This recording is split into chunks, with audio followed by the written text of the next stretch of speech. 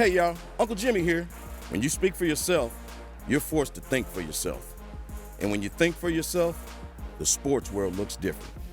In order to enjoy this podcast and this show, you need to have the courage to look at the world from alternative points of view and not be offended when you disagree. Speak for yourself isn't your Twitter, Facebook, or Instagram feed. SFY tells you what you need to hear and not what you want to hear. So, welcome aboard, buckle up, and enjoy the ride. We start today in Houston. All right, the great Johnny Cochran taught us many lessons. If it doesn't fit, you must acquit. Yeah. A smart attorney can reduce a mountain of evidence to a pile of rubble. It's a mistake to rush to judgment. All right, this weekend, we all pretty much concluded the Seattle Seahawks fleeced the Houston Texans in the Jadeveon Clowney trade. Clowney is a three-time Pro Bowler. He's a 26-year-old edge rusher. Headed into his prime years, the Seahawks landed Clowney for a third-round draft pick and two marginal players. On top of that, the Texans agreed to pay $7 million of Clowney's $15 million in salary this year. This has to be the most one-sided trade in the history of the NFL. I mean, this is worse than the deal the Pittsburgh Steelers accepted for Antonio Brown. I referenced Brown for a reason. The Steelers let the Raiders have Brown for next to nothing because Brown is a world-class headache who makes it very difficult to create a winning culture. Everyone can see it now after Brown's training camp helmet hoax, hot air balloon, and frostbitten feet. Might Clowney be a different kind of Antonio Brown? When you have Clowney's physical gifts and a team gives you away, that says just as much about Clowney as it does Texans head coach Bill O'Brien. O'Brien is being ridiculed for making the Clowney trade. In the aftermath of owner Robert McNair's death, the Texans organization is a bit chaotic. Houston doesn't have a general manager. O'Brien has capitalized on the power vacuum and is calling the shots. He might be out over his skis. He also might have just unloaded one of the NFL's biggest underachievers. Anybody heard any Texans players chirping about Clowney going to Seattle? You think had Houston unloaded J.J. Watt or DeAndre Hopkins or Deshaun Watson for nothing, we wouldn't have heard major grumblings from the Texans locker room? Clowney has a soft motor. His engine doesn't always start. That's why he's never had a double-digit sack season despite playing opposite J.J. Watt. That's why he had 3 sacks in his final season at South Carolina. The game has always come far too easy for Clowney. He's in a discussion for the most physically gifted football player of all time. But too much talent is a curse. Talent is the enemy of adversity, and adversity is the iron that sharpens iron. Michael Jordan believes he got cut from his high school basketball team. Tom Brady was a 6th-round pick. J.J. Watt walked on at Wisconsin. There's never been a day that Clowney wasn't coveted and pampered. My gut says the Texans improved this weekend. The price for trading for Laramie Tunsil and Kenny Stills was a bit steep, 2 first-round picks, but no one can argue Tunsil and Stills won't help immediately. Deshaun Watson took a beating last season behind a weak offensive line. Tunsil at left tackle will be a huge upgrade. Stills will be a solid complement to Hopkins at receiver. Bill O'Brien is playing his bust hand. He's in win-now mode because that's his only option for survival. Let's don't rush to judgment. It just might work. All right, joining the desk now are Fox Sports NFL analyst LeVar Arrington and TJ Houshmandzadeh. Marcellus, Yes. you have a problem with Bill O'Brien dumping Jadeveon Clowney. I don't. You have to keep it in totality, even though we're going to isolate the variable and talk about just Jadeveon Clowney. But his measurables can be replaced. Whatever you think of him, 9.5 sacks, never a double-digit season as you spoke of, you can replace those measurables because, one, his contract will be up at the end of the year. And we're talking about a guy who's owed $15 million this year, and there's going to be $18, $20 million north going forward for a franchise pass rusher. Is that necessary for this Texans team to get over the hump? Remember, in the playoffs last year, Jadeveon Clowney and J.J. Watt, neutralized by who? Probably the best offensive line we know in the game, in the Indianapolis Colts. And if you start to summarize what that looked like last year, do we need help on the offensive line? Yes. Do we need help at the receiver position? DeAndre Hopkins hurt in that same game. We can't get over the hump. We lose by 2 possessions. Yes. We have a lot of needs outside of just a redundancy of pass rush. This is a team that was 11th ranked last year getting after the quarterback, but dead last in terms of hits on their own quarterback. So I just think that the equation changed where, are we really going to pay Jadeveon Clowney $20 million? No. So if we're not, why are we going to hold on to this instead of trying to get maximized value? So that's what they did. I love the move in the sense of this is a forward-thinking move that may even show dividends presently. Do I have a problem with it? Yes and no. And I'm going to explain this. Please do. When you lose a free agent like Jadeveon Clowney, say they don't franchise him, you're going to get a compensatory third-round pick anyway. You're going to get that anyway. So you trade him to Seattle for a third-round pick that you're going to get anyway if you don't even franchise him, and you pay $7 million of his salary. That makes no sense. If you didn't want him, just let him go. So you're basically paying $7 million for Markevious Mingo and Jacob Martin that you got in the deal, who probably were going to be released anyway. Mm-hmm. So if you didn't want Jadeveon Clowney, all you had to do was rescind his franchise tender before July 15th, I believe it was, and you're going to get a third-round pick anyway. So now you receive a third-round pick, and you pay $7 million of his salary. That makes no sense. So do I have a problem with it? No, they do need help offensively. But business-wise, it was a bad move. I don't know what they were thinking. Bill O'Brien knew he didn't want him. Just rescind the tender, and you're going to get a compensatory pick anyway. Brennan Scarlett, do y'all know who that is? No. He's on the depth chart behind Jadeveon Clowney. You know how many sacks he produced for this team last year? Donuts. Yeah. Close to what we got in our game on Friday. I can relate, all right? Let's see. Whitney Merciless. Do we know who he is? Yes. He played on the game. He played on the team. Illinois fighting the lineout. He put up an amazing 4 for the Houston Texans. He's not bad, though. No, he's nice. He's not He bad. put up an amazing 4. He's nice. He's not bad. He put up a staggering 4 sacks. Yep. Okay. Jadeveon Clowney last season, 9 sacks. All right. Now, you had a guy by the name of Covington that isn't there anymore. He put up 3.5 sacks. If you put all 3 of those guys together, you have 7.5 sacks, right? 9 sacks, 1 player. J.J. Watt has 16 sacks. This is, to me, first of all, the answer is I don't have a problem with him trying to build the team the way he wants to build the team. That's his prerogative. The idea of we improved our team and you're basing it off of something that had nothing to do with Jadeveon Clowney. You brought in a receiver that caused issues. We're talking about Jadeveon being the Antonio Brown in this situation. Kenny Stills could be the Antonio Brown in this situation going to the Texans. And you bring in a lineman that you know, that's great. You improve your line. You got a quarterback that needs better protection. All right, man. Don't but do that. that quarterback better be able to put up points, because when you lose that type of production from a player and you do not replace it, which is the point I was getting at, 7 sacks, J.J. Watt is going to feel the effects of this. That secondary is going to feel the effects of this. That defense is going to feel the effects of this. Answer my question on this. Go ahead. Seriously. When somebody gives away something that allegedly has that kind of value, Yep. don't you for a second go, damn, I wonder, maybe it's not as valuable as we thought. Don't you, again, when you see somebody break up with the hottest girl in school, don't you, oh man, I wonder. Where I will agree with you. I had a CL 500 when I got drafted. That's my dog. It was kind of the same color. It's like Almadine color. dark? It was beautiful.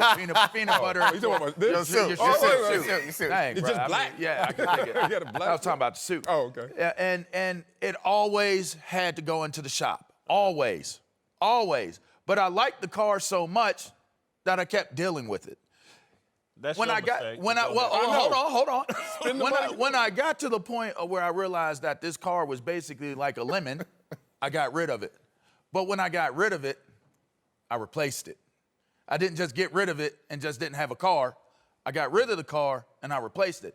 That is the problem that I have here. It's not that you got rid of the car that you didn't feel was running the way that you wanted it to run. You get him for a third-round pick, and you would have got that. You would have received. You did not replace Makes the no production sense that from a you've business lost standpoint. by getting rid of it. And that's the biggest issue. I won't torture your example, but one, if you add up the contracts, based on what you're replacing it with, is going to be a lesser number you're paying as a franchise than the one that you anticipate, which is at $15 million now. Going forward is going to be. But you're paying $7 million of that. No, I understand that, but you still, if you add up all his backup players, it still won't add up to one Jadeveon Clowney. Here's the biggest issue, I think. Pro Bowler.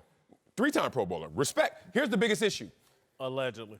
But the Pro Bowl is watered down now, but go ahead. Yeah, but here's the biggest issue. You said J.J. Watt's going to feel the effect of no Jadeveon Clowney. Sure. Here's what they're summarizing.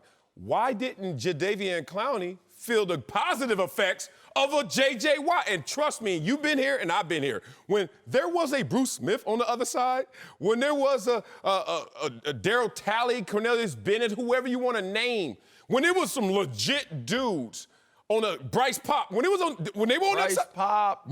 whoa, hand technician. Yes. When they were over there, guess what? I was like, One-on-one. No one cares about me There's over a back. here. And Right. Jadeveon Clowney didn't maximize that. So if you're upstairs, you have to look at that as a war. I will not disagree with that. There we go. That's a great point. And I don't think you could have tortured that example because I thought it was a fine and well thought out example to begin with. But with that being said, you still have not replaced the production. And that's the And issue. you also have just now given opportunities. Look, when Bruce got cut, they were like, we ain't replaced the but how production. much time do you but have? all of a sudden, you give me an opportunity, there's 10.5 sacks for you right Whit there. put in his Whitlock that this could be him playing a bust hand. So what we're saying is that this could be a season in which if he does not achieve at a certain level, he could possibly lose his job. There's no question about it. He will. You got to replace that production, whether you They like must him or think not. they have a replacement. You got in-house, else they wouldn't opportunity. have done it. But who's going to Backups. replace When him? TJ, how did you get in the Come on, game? man. You can't. Opportunity. Come on. And who got hurt? Peter Ward. Ward. So you sitting there and Peter Ward goes down, you going to throw the season away or you going to say it's his turn? And you got to let that play out. I love P-Dub. And again, I know these moves may not have been connected, but to me, what Bill O'Brien is saying here is like, we're gonna put our eggs in Deshaun Watson's basket. Right. We have been putting our eggs in J.J. Watt and the defensive side of the ball. We're now gonna flip the script and go to this other side of the ball. What we don't want to do is end up in an Andrew Luck type situation with Deshaun Watson where we never provided him the right offensive line. We never provided him the protection. This kid had to take a bus to a game because his shoulder body was so banged up he couldn't fly. And so to me, when I look back, and again, I agree with TJ, I'm not sure if this was handled properly, the trade. Bill O'Brien might be out over his skis as a general manager. But I just look at Clowney and go, man, there must be a problem here if they're giving him away like this. And then I like the move of like, hey, man, let's ride Deshaun Watson. Let's give him another receiver to go along with Hopkins and William Fuller, and let's try to provide him some pass protection. We don't want this guy beaten up the way Andrew Luck was. That's not a bad play because to me, to Marcellus's point, if you're this kind of talented freak playing opposite J.J. Watt, and the best you can do is 9.5 sacks. You know what's crazy about that? Seattle basically got him for free. Because if Seattle doesn't re-sign him, I'm sitting here thinking, guess what they get? They're going to receive a third-round compensatory pick.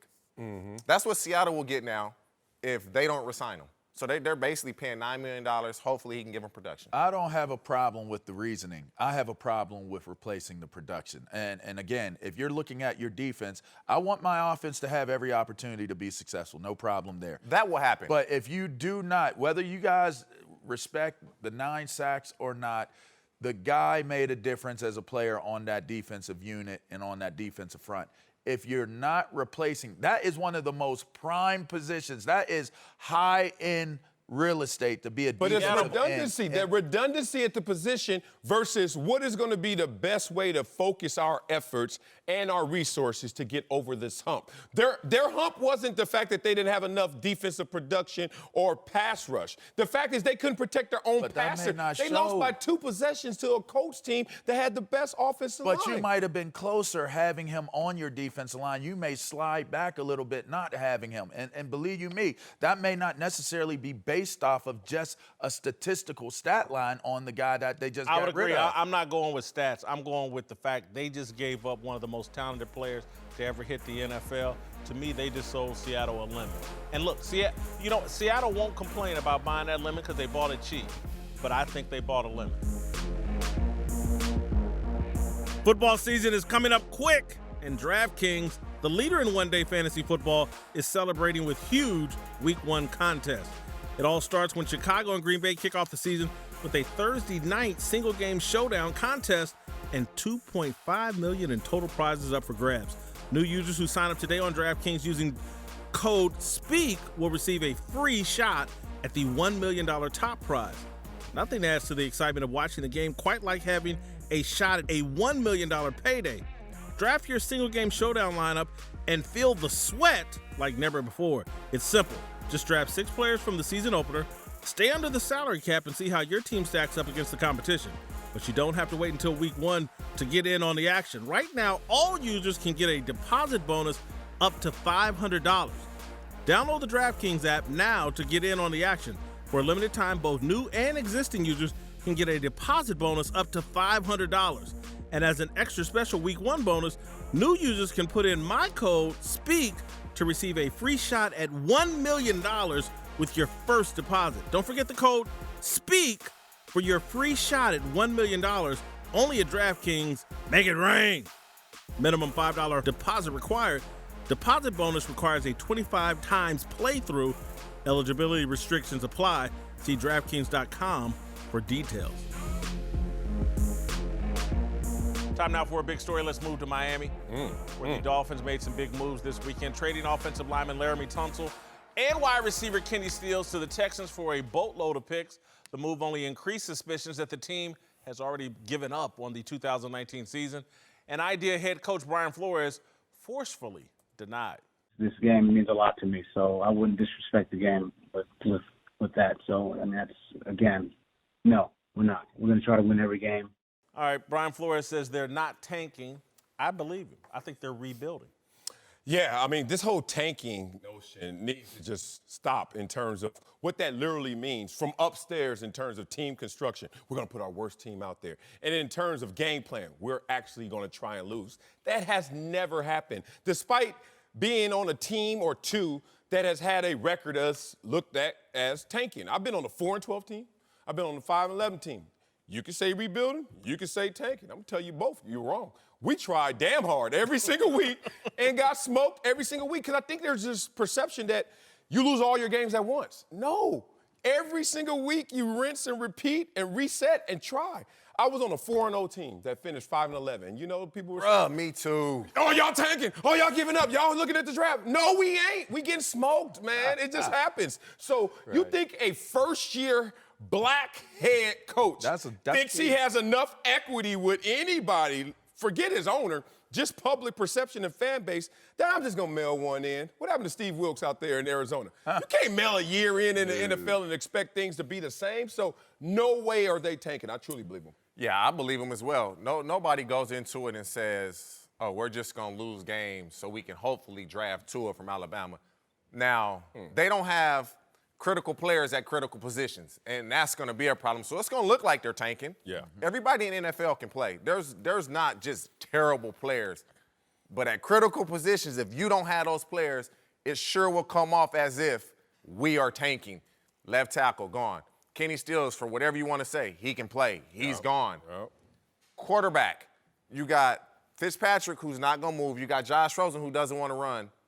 Behind that offensive line, they're going to take a beating. And so if you're not going to the playoffs and you're not competing, you might as well tank or rebuild so you can draft the franchise quarterback. It's worth it. It's a rebuild. It's not tanking. And it reminds me of a movie I once watched. I really enjoyed it. It was a guy by the name of Jack Black that was the actor in the movie. He was an inventor. He invented this spray because they were running out of places and just having the convenience of getting rid of the dog stuff, right? It was called Vaporize, right? You spray it, disappeared, gone. You don't know where it went. Twitter off. But it was gone, right? It's like the Twitter off, right? Flores is spraying his entire facility with Vaporize. He's got to spray. He's got to get rid of it. It's got to disappear. I don't care where it goes, but it's got to go out of here. Yeah. And that's what he's dealing with. You're talking about a 7-9 team last year. Your best receiver had 575 yards, Amendola. His better days were behind him. Your running back put up 722 yards. Commendable for a guy whose better days are behind him. Frank Gore, he's gone, right? So now you're looking at your most productive players, and now you got to come in. You got a quarterback competition, and Fitzpatrick wins it. And I'm saying to myself, his better days are probably behind him. You're in a strong division, a top-heavy strong division, and you got to believe to yourself, he's got to find a way to rebuild or maybe build the culture of what it's going to be as a team at Miami, because I don't think it's been successfully done in that organization for quite some time. That is a very lofty task for any coach to come in and redo and rebuild what's going on in Miami. I actually think he has a long runway. And, you know, it's not ideal. You would love to be Brian Flores, you'd love to be a first-year head coach and have your quarterback established or walk into some situation where you're able to draft a quarterback. But other than that, I think he's got a great long runway and some patience. I think ownership there and the general manager and the head coach, they're all on the same page in terms of like, hey, man, this culture here stinks. And we're going to start all over from scratch, and we're going to get a bunch of guys that the only voice they really recognize and hear is Brian Flores' voice, not the previous head coaches. And if you got some kind of baggage with the team or whatever, we're dumping you and getting rid of you. I like it, and I think, to me, it's an indication that Stephen Ross is like, man, no, dude, you got 5 years, because they are going to get pounded this year.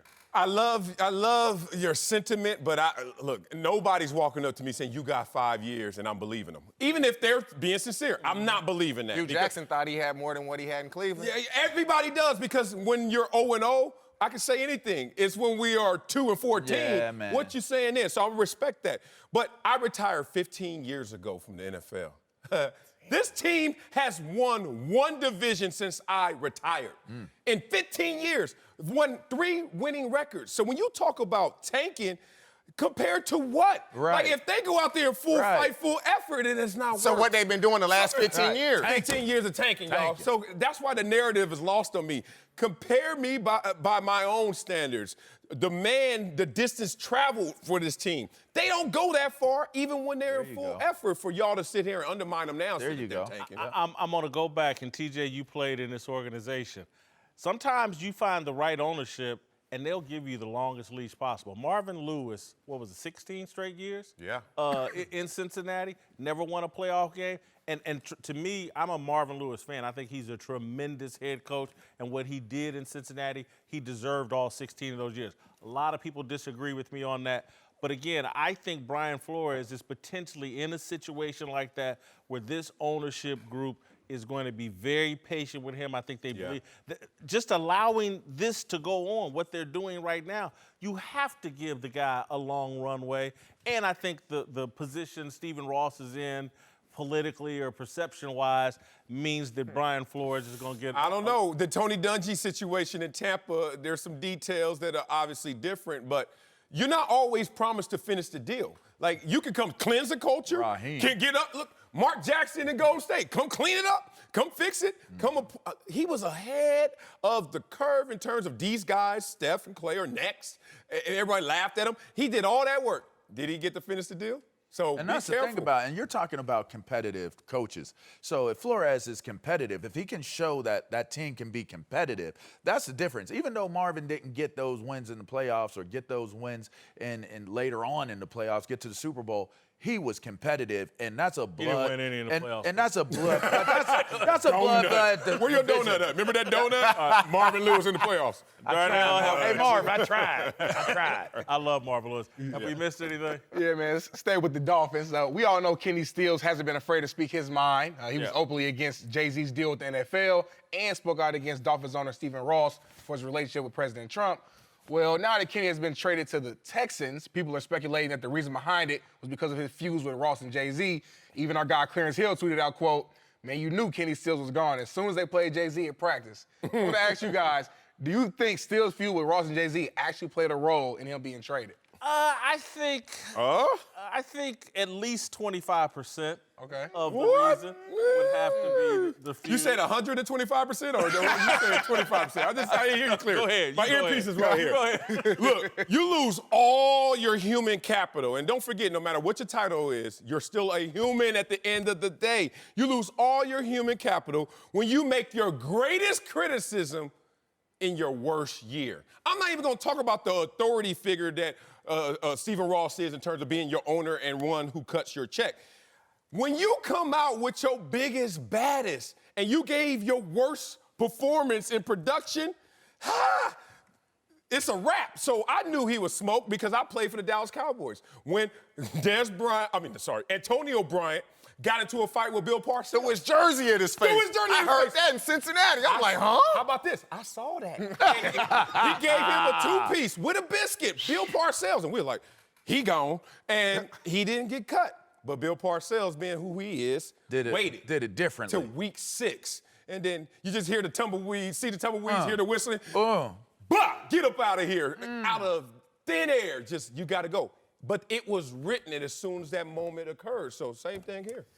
Jay-Z, I don't believe, had anything to do with it. You criticized your boss, who is Stephen Ross, publicly, you're good as gone. It was just a matter of time. Yeah. Like, you can't do that. You can't criticize your boss publicly. Nobody can, and think you're going to survive it. How about It's even just a more? matter of You time. can't criticize me if I'm your boss. I'm just going to give you real. I'm vindictive. I'm waiting. I'm sitting there plotting like, I can't wait till you drop. As soon as you do something wrong. I'm revisiting vaporize. You got to vaporize the stuff that's messing with your organization. And the bottom line is, you know, the fella had the C on his jersey. He had the captainship on his jersey, which was interesting. But it still represents a failing team. He was a part of a failing team, a failing outfit. I'm with you, Marcellus. Why are you going to sit there and start talking big deals about things outside of the game? You're going at people personally. You're going at people's agendas, and it had nothing to do with you or what the results of this team has been. So moving forward, if I feel that what you're doing is coming into my area as Flores or the ownership of the Football team, focused. right, you got to go. Right now, I got a new coach. We got a new opportunity. That's not tanking. That's rebuilding. That's restructuring. That's establishing what you're going to be. Darnell, I hope you've learned a lesson here. Don't criticize me or Marcellus. Yeah! Privately or publicly. Especially Marcellus, right? Oh, yeah. I'm going to hold it against you. Privately or publicly. Be my last show. I ain't stupid. LeVar Arrington's back. We're joined now by Fox NFL analyst Greg Jennings. All right, let's move to Oklahoma, where Jalen Hurts went off in his debut as a Sooner, throwing for 3 touchdowns and running for another 3 in Oklahoma's big win over Houston last night. But his huge game wasn't the only memorable performance this weekend. Liberty head coach Hugh Freeze actually coached from a hospital bed in the coach's box in a loss to Syracuse while dealing with complications from back surgery. All right, Marcellus. Yeah. More memorable, Jalen Hurts balling out yesterday or Hugh Freeze coaching from the press box? It's actually Hugh Freeze. Look, Jalen Hurts, amazing. All the weight on his shoulders, transferring new philosophy, new scenery, and goes out there and just balls out. But it's really the clout-chasing Hugh Freeze that's just sticks me in the wrong place.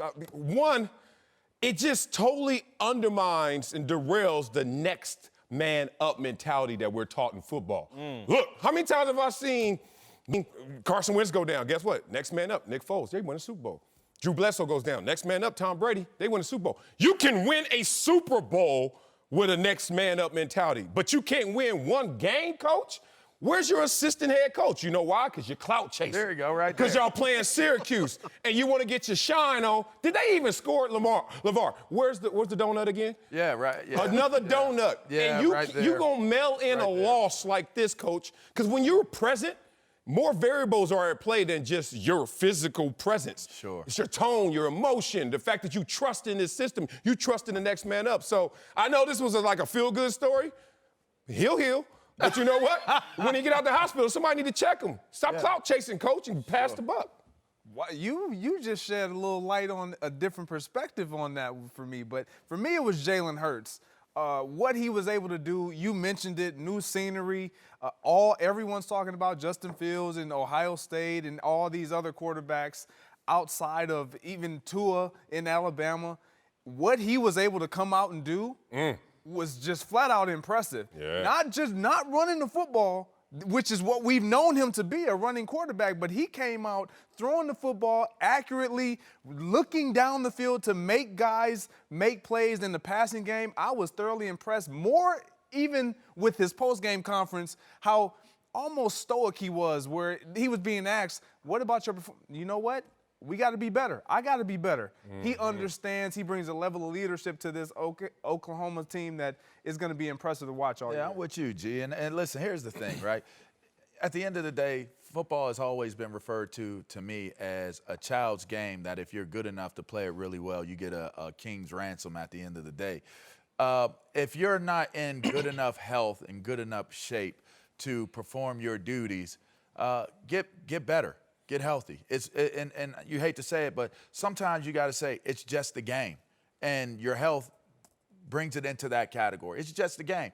I'm going to go with Marcellus on the next man up type of scenario, and that's why I think Jalen Hurts is such an amazing, memorable story. It will certainly be more memorable than the dude holding his Diet Coca-Cola in his hand looking at the game, because that's probably really all he was doing was looking at the game. The reason being is it was the next man up at Alabama when Hurts was there. Jalen was not a bad player ever that I can recall. Right. He wasn't a bad player at Alabama. He just got beat out by somebody they felt was better. And he felt like it was his time to move on and go do something different. Next man up, all right? Kyler leaves. Here comes Jalen. You step into the Oklahoma system and you have a ton of success playing the game. And it was a major comeback and win story, even though he was never an underdog to begin with. He just had to take his services where it was going to be better appreciated and best served, and that's what he did and came out gunning. Good for him. I think what Jalen Hurts did was incredible. Absolutely incredible. And I said last year, I said, I hope this kid runs for president one day after what he did, filling in for Tua at the end. However, having said all that, Hugh Freeze, for Jalen Hurts, for this to be the most memorable, it's going to have to play out over the course of the season that Jalen Hurts continues to play at a high level. And if he's in the Heisman Trophy 3 finalist or whatever, then yes, I'll remember this debut. But I agree with Marcellus. To me, this says so much about these coaches, and we sit here and we love to talk about player egos, player divas, player this, player that. That's the biggest ego explosion I've ever seen from anybody involved in athletics. I'm so valuable that I'm going to sit up here in this press box, be a distraction, take attention away from the kids while I sit here in a hospital bed in front of the press box. Are you kidding me? Like, this is the best vantage point for the game. This is all about, he gave a pregame speech to his kids over video conference and all that. And to me, it's just an ego explosion. And it says to me everything about these coaches. And again, you guys have obviously played. You know how big the egos are in the coaches' locker room and the coaches' offices. And now we're looking at it. And I didn't really like, and I'm not criticizing the network or whatever, but I just didn't like interviewing him during the game, in the press box, all that, taking attention away from the kids. The games are played for the kids. This is a grown man that's taking a step down to liberty or whatever. Man, get your ego up out of this. Dino, you're trying to be classy or whatever, give him a shout out, but I'd have gave him the finger rather than a thumbs up. Man, and I love to pile on. I know a lot of people hate to pile on. I love it. You know why? Because when you're wrong, you're wrong. You need to hear it so you can correct yourself. Livelihoods are at stake, not just scholarships, but guys who are really trying to get to the next level. Every game matters. And this is just so much clout chasing because they're playing the first ranked school ever at Liberty. They're playing the first Power 5 school ever at Liberty. Oh, I can't miss that opportunity even if I can't coach.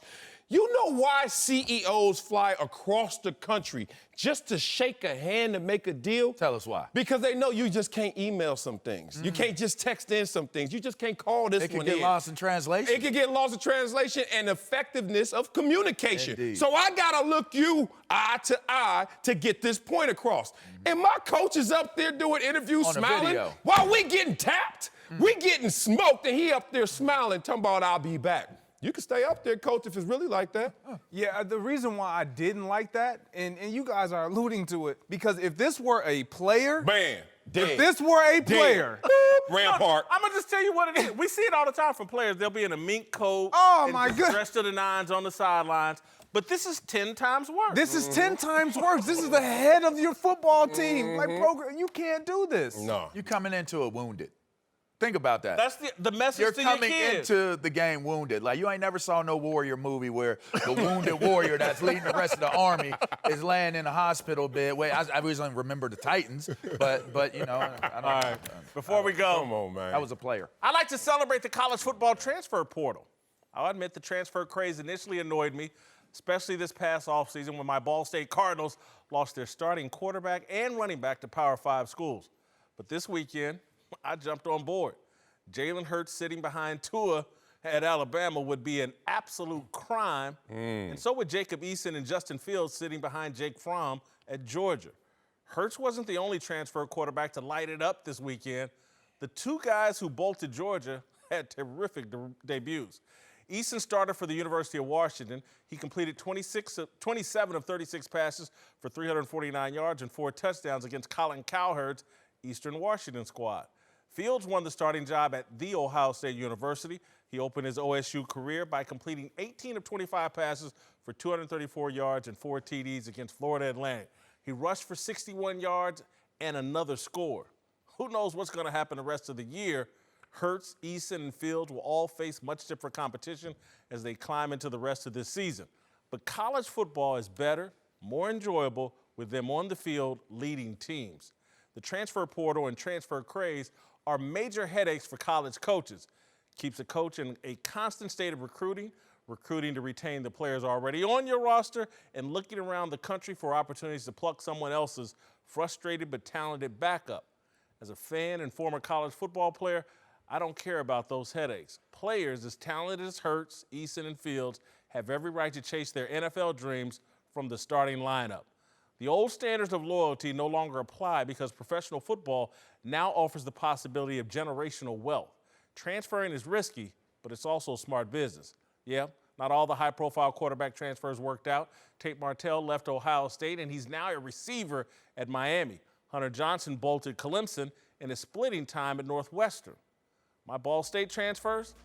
Georgia gave Vanderbilt quarterback Riley Neal a rude welcome to the SEC. But Kansas State running back James Gilbert, he ran for 115 yards and a TD this weekend.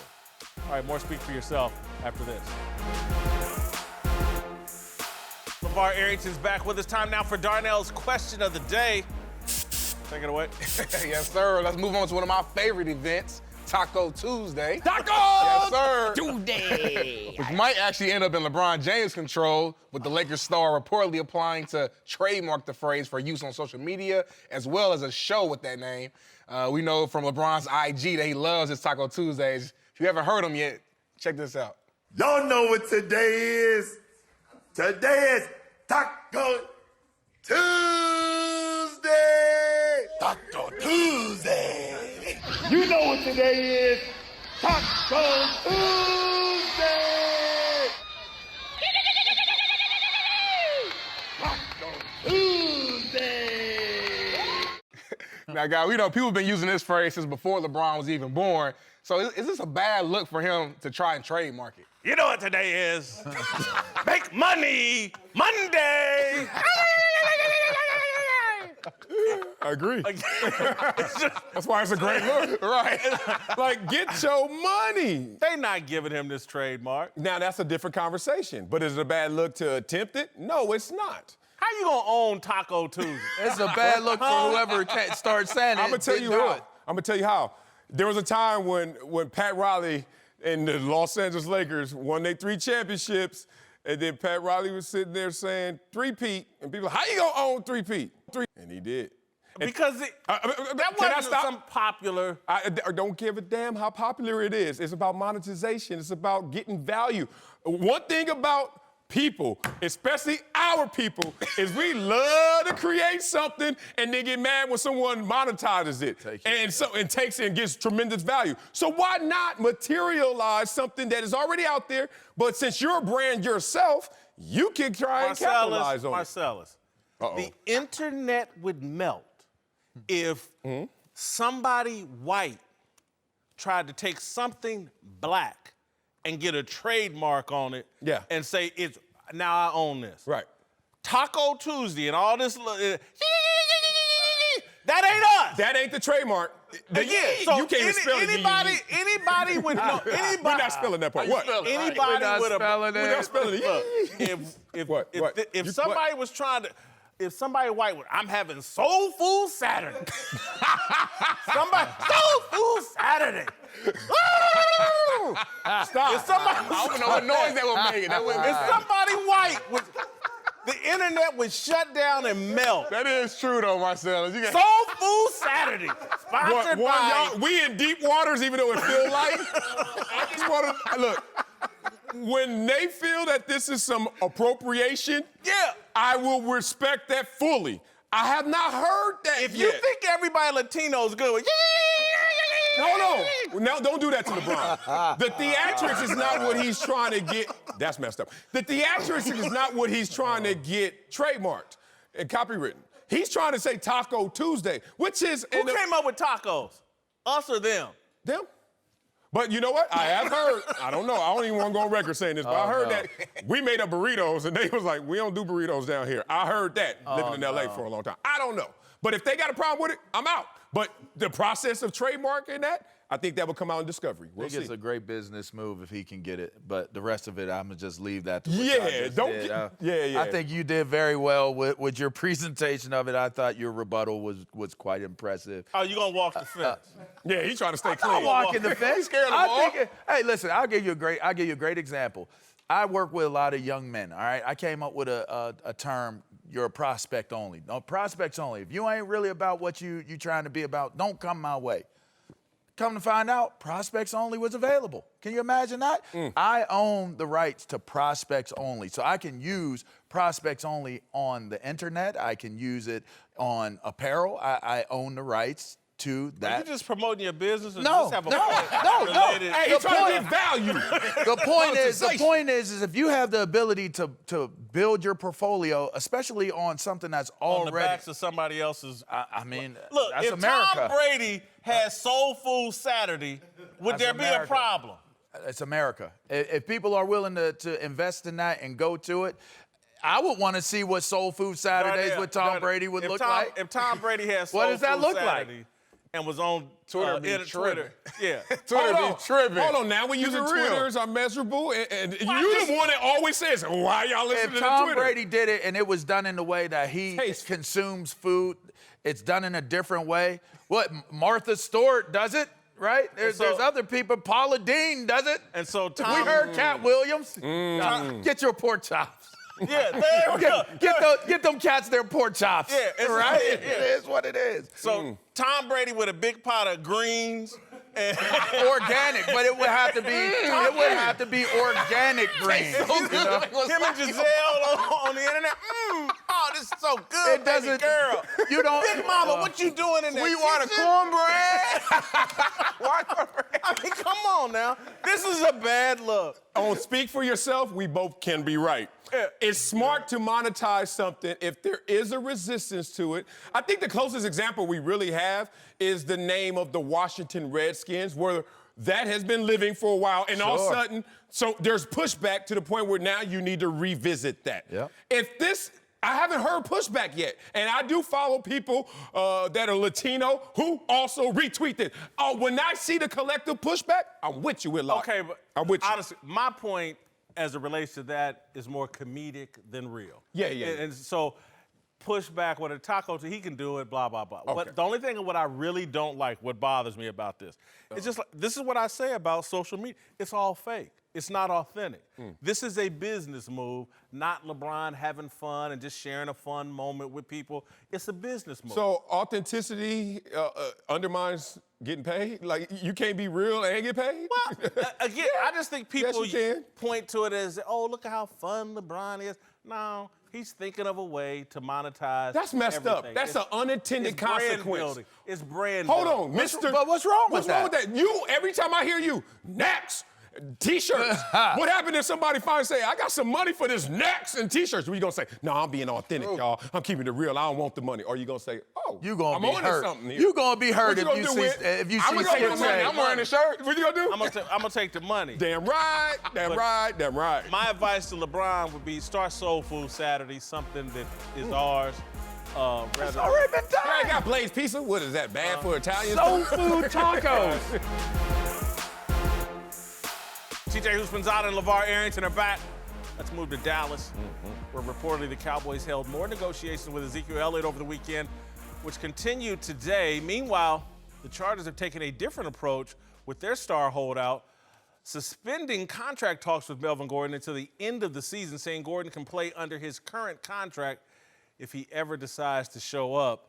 All right, the Cowboys have taken a softball approach, and the Chargers have taken a hardball approach with their running back.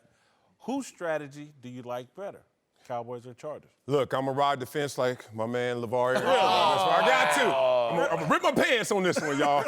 Okay, they're saying two different things. This is why I'm gonna ride the fence. What the Cowboys are showing is how much they really value Zeke and how great a player they think he is. What the Chargers are saying about Melvin Gordon is as good as you think you are, we don't think the same. So there are three emotions at play right here with the Chargers situation that if I'm Melvin Gordon at home, please listen up, my brother. This is not good. When they can postpone even the interaction of dealing with you, they think you are crumb. They don't think highly of you, certainly not to the tune you think of yourself. So a lot of people got this twisted. When you talk about someone in a relationship, and what we always say, it's a thin line between love and hate. And we act like hate is the worst emotion. Oh, no, it ain't.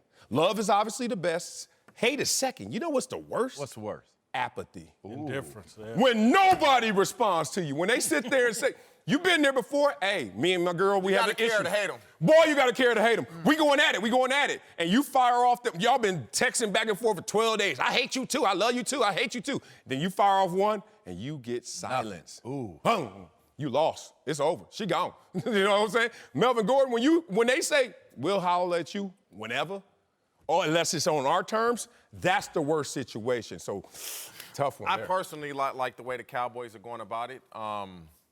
The Chargers have shown they don't need Melvin Gordon from where they just tried to sign LeSean McCoy. They just tried to sign LeSean McCoy before he went to the Chiefs. So they let you know, oh, we believe in Austin Eckler and Justin. No, you don't. You just don't think Melvin Gordon is as good as what he wants. Right. The way Ezekiel Elliott is going to walk back into that locker room, and you don't want him to walk back in getting his money and feeling pissed off about the way you treated him. Regardless of what happens, Melvin Gordon will be back in that locker room and he'll be bitter. You'll never get his all because he'll be bitter about how things went. The GM, is it Telesco? Yeah, Tom Telesco. Don't cross paths with him because how you doing? But it's going to be very bitter. He's going to look at all the coaches like, oh, y'all ain't got my back. And so that's going to be a problem. Get in there. You're not getting a new deal. Don't lose money trying to get money and go. Yeah. And go after the season. You know, I think it's interesting what the Chargers are doing because they're also giving him the opportunity to seek a trade. And I like the Chargers' approach. If we're asking it, the question is, whose approach do you like better? I like San Diego's approach better because they're basically saying, look, this is what we're offering you. This is what we can give you. You have 1 year left on your contract. If you feel like there's something out there better for you, if you feel like the value that you hold for yourself is truly of that, then go get it 2 weeks somewhere before else. the season, go get a trade. But that's a great, it's great strategy. That's great strategy because there's not enough time. We talked about that earlier. There's not enough time for him to go find that value that he's seeking for himself. So I like that strategy from the business standpoint of it. Look, if you believe right now you're willing to sit to get the value that you want to get, then you can seek it with another team. If you get something better, then maybe we can talk about it, and maybe we'll match that. But if you don't, until we get to that, we're sitting here, we're waiting on you, open arms, if you want to come back and play under this contract. With the Dallas Cowboys situation, you're holding a situation where I think this is a standoff that I think that has the potential to become more bitter based off of all of the personal comments and statements that have come from Zeke and from Jerry. I think that where they're at currently right now, the way that those negotiations are going, it's setting up for a bad breakup. And you get your money, you forget all that. You do. You forget all of that if you get what you want, or if you get close to it. If you're the player, but I think if you're the franchise, you forget all that if he performs and the team performs. Well, I think that there will be no bad blood in Dallas because I think a lot of this performance publicly between Zeke and Jerry Jones has been about Dak Prescott. And so I felt like this is how this dance was always going to end. Jerry loves Zeke. Zeke loves the Cowboys. The Cowboys can't function without Zeke. And so that was going to have a happy ending. I'm going to agree with Marcellus, though. I think both clubs are doing the right thing and what makes sense for their situation. Right. The Chargers have no choice but to play hardball with this kid because I'm not sure who the agent is. I should have looked that up. But he's gotten some bad advice. He's at one point, weren't the Chargers talking about paying this dude $10 million? Yeah. No, it's a tick under $10 million. Yeah. A tick under. Yeah. Again, for Melvin Whatever that Gordon, that's solid. He's not Zeke. He's not Le'Veon Bell. He's not Todd Gurley. And so they have a quarterback in the L.A. with the Chargers that they can rely on. Phillip Rivers has been carrying that franchise for 17 years. They're going to function without Melvin Gordon. Yeah. So the Chargers have no choice but to go extra hardball with this dude, try to sign LeSean McCoy, tell this dude we're not negotiating because he's making a silly, unwise decision. He's playing this to the bus, and they're going to let him bust out, and he'll be begging them. He needs to just show up. Don't lose his money like that. That's the thing that these guys got. You can't lose money trying to get money. Just show up. Let me push back on this narrative, what's going out there in terms of you don't have enough time. We just gave you an opportunity to go seek a trade with 2 weeks to go. Let's stop lying to ourselves, people. Our agents work, whether it's a public declaration or not. Trust me, I had a deal signed as a free agent before the free agency deadline because my agent was working. Everybody did. Everybody. So I'm not special. I'm just. I met with the team that I signed with at the combine. Lord, and we can go all day on this. So let's not act like when you make a public declaration that you can seek a trade that you ain't already been trying to seek a trade. What happened was the public declaration is to tell everybody we've worked to wit's end. We tried. And now, you know what? We're going to respect this player's wishes and see if he can do anything. Because back door, they already know. Right. They already know you ain't going to get anything out of this. That's the point. Here comes the hardball. That's the point. Look, here's the issue I really have with this. I saw Melvin Gordon 2 days before he held out, and he told me he was about to hold out. And he also told you, somebody told him he's going to end up being the highest paid running back. You remember this conversation? I do recall that quote from you. And I was too caught up in the moment to really feel the gravity. And that was me telling you I should have told him. You sure should have. I didn't know this part. Melvin Gordon is represented by Revolution Sports, and he has more than one agent. Every time I talk. Who's the name? Well, look, you got Demarius Billow, yes. Fletcher Smith. Here's the problem. Fletcher Smith used to be a big agent when I was playing. Here's the problem. I don't know if this is exact to his situation. You got 2 agents? Do you have an agent? No. And to me, the brand, Revolution. No, seriously, Revolution. We playing it to the bust. We're doing a revolution here with Melvin Gordon. And this reminds me, Le'Veon Bell got caught up last year with the wrong agent that had him sit out the entire year and Le'Veon Bell's agent turned it into this racial thing with them and the Steelers. And this dude missed his money last year. The NFL is America, man. It's the most. Baseball used to be the thing that defined America. If you're in the NFL, you're not throwing a revolution. You're baked into the foundation of America. That's what the NFL represents. these agents and these athletes, don't get caught up in, oh, we're going to overthrow the NFL. We're going to make it bend to our will. No, you're not. And this kid is paying the price for that. This is 2 years in a row. If Melvin Gordon misses this year, same thing happened to Le'Veon Bell last year. Bad representation, wrong mindset. Greg Jennings and LeVar Arrington are back. Let's move to Kansas City, where Andy Reid is reuniting with one of the stars from his Eagles days, signing LeSean McCoy to a one-year deal after McCoy was cut by the Bills over the weekend. But the reunion might not be a happy one. Last year, McCoy was accused of orchestrating an assault against his ex-girlfriend, making him the latest Chiefs players with a checkered past, alongside Tyreek Hill and Frank Clark, who Reid traded for this offseason. Also, remember the Chiefs had to cut loose of Kareem Hunt. I think this looks a little desperate here, given all that's transpired with the Chiefs players off the field over the past year and a half. I think Shady has some tread left on the tires as a player, but I wish the Chiefs hadn't made this move. I actually am excited about the move. I think it was a smart move, as they call in the business, a toothpaste transaction. You're going to check the tube, see what's left in there, how much Shady is really left in there in terms of performance. And I look at it, a one-year, $3 million deal with the potential of being $4 million. It's all upside. The Dwight Howard situation right now, or Boogie Cousins to Golden State, except this is even better because he's been with Andy Reid before. He knows somewhat the skeleton of this system. And now he's going to have the NFL MVP at quarterback and Andy Reid, who you're familiar with. Sometimes that changes scenery, and just the fact that you're on your last leg in terms of your opportunities really galvanizes your greatness in you. And I still think that there's some signs of greatness still in Shady. Yeah, I don't mind this move at all. I think it's a smart move. You know the player. You know what his makeup is. You drafted the player when you were in Philly.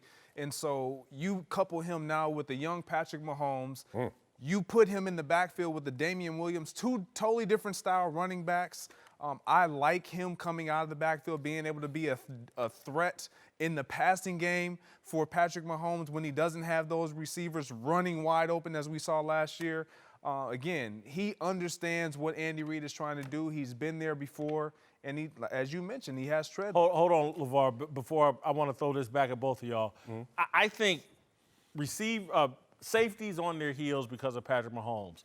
LeSean McCoy is going to be effective. I believe that. Yeah. Just from a perception standpoint for this organization, though, Kareem Hunt, Tyreek Hill, Frank Clark, Shady has some off-field problems. No concerns there, just from a perception point. Let me grab that. Go ahead. Go ahead. All right. I just wrote this down. Polarizing headlines do not always represent the truth. Now, you let that sink in and you think about what Andy Reid is doing, and you mentioned the Kareem Hunt, you're mentioning what took place with Shady McCoy. Those headlines, if they represented the truth in terms of what the disciplinary acts that were to follow were going to be, we would not have seen Shady McCoy play any football last year. Like, it would not have taken place. He would not have been on a team. I look at Andy Reid and his approach to how he has always been a player-friendly coach. Now, what does that mean? It's the relationship of Andy Reid having very real conversations face-to-face with the guys that he coaches, and understanding if it makes sense to him what his player is saying to him, he does not care what the outside world believes. As long as he understands the truth, understands where that guy is coming from, Andy Reid has always been a coach that has been willing to put his own self-reputation and preservation on the line for these players. And I think that's why he always gets the positive results that he's looking for from his guys. So I don't think that it's a bad move by Andy Reid, because that's in his DNA and people realize that.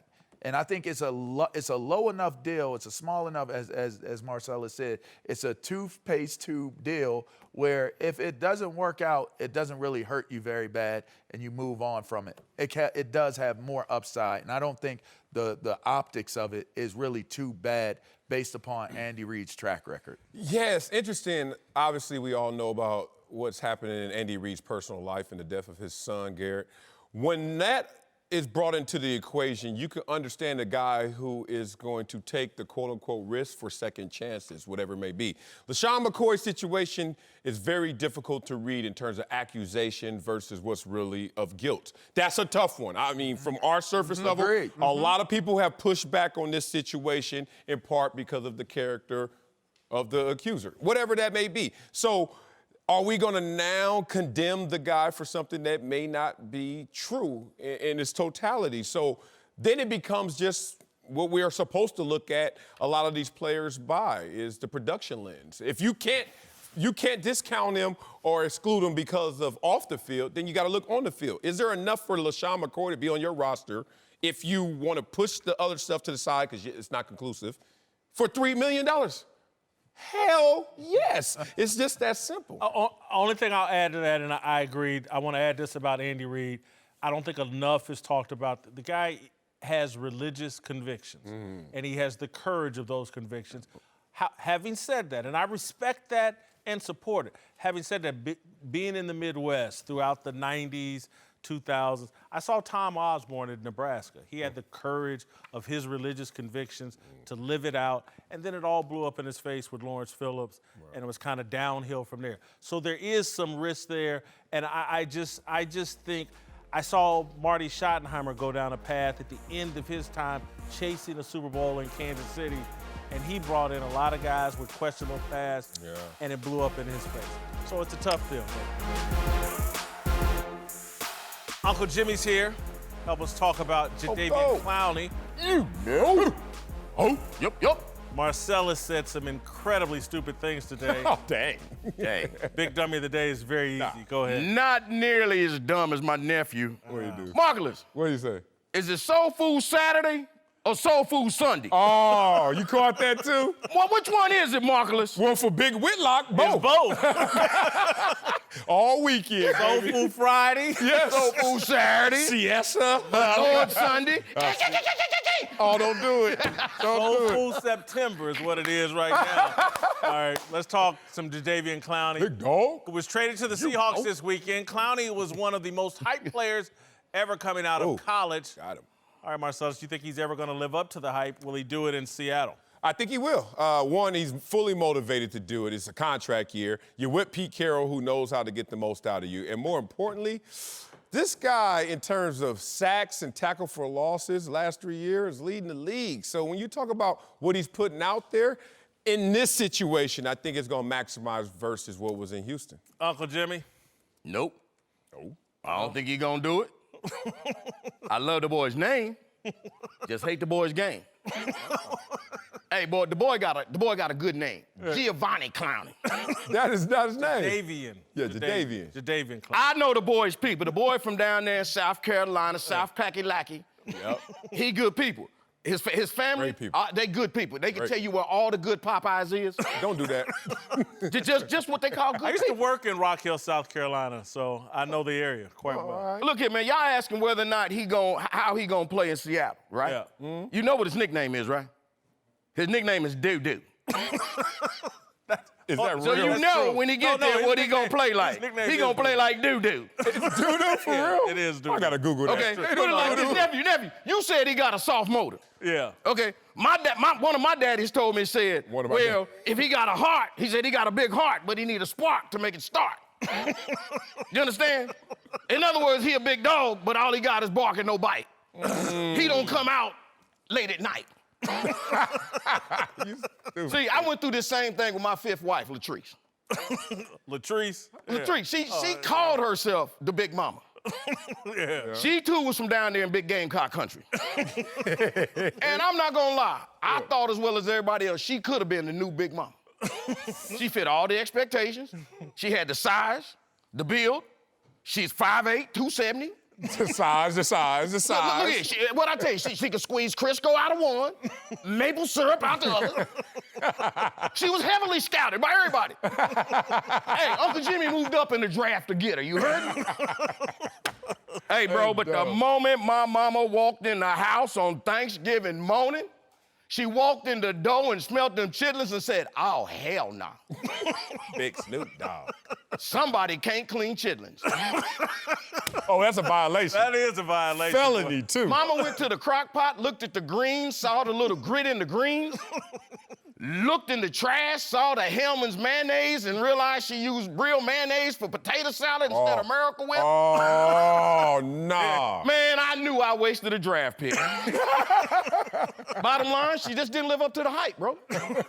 You know, when you mess up chitlins and greens and potato salad on a Thanksgiving, your mama ain't gonna let you live it down. It's curtains. Yeah, It's no curtains. recovery. Nope. I tend to agree with Uncle Jimmy. I don't think he's going to live up to the hype. I think, again, I said it in the A block, I think they're going to be shocked at some of the other issues impacting Jadeveon Clowney. I don't know what they are, but just when you get rid of someone that talented, there are hidden issues. Didn't they reset the hype? I mean, who's thinking that he's going to come out like he did in South Carolina anymore? You're thinking he's going to be a lesser version of that, but still great and have an impact as his You numbers have signed shown. Jadeveon Clowney, the #1 overall pick. Yeah. You expecting big things. I hear you. Let me get to my Things have approval changed. rating. I wish y'all say the boy's name right. What, Doo-doo? Giovanni. Yeah, Doo-doo. That's what we call him. That is not his nickname. Yes, it is. Oh, 18 job performance. Daddy call him doo-doo, I call him doo-doo. I give him a 9 all-time greatness. 9. 16 character, 20 authenticity, 63 overall. Solid role player. Oh, man, stop that. 3-time Pro Bowler, solid role player. Okay, a little higher than that. He's an all-star, obviously. Job performance, got to give him an 18. I just ran off his stats. 16 all-time greatness because #1 overall pick. So was Jamarcus Russell. Don't do that right now. Don't say that right now. See, it's 60. All right. The internet Oh, agrees look. with you. Too They got soon. him at an all-star, Yeah, he's all-star. 38%.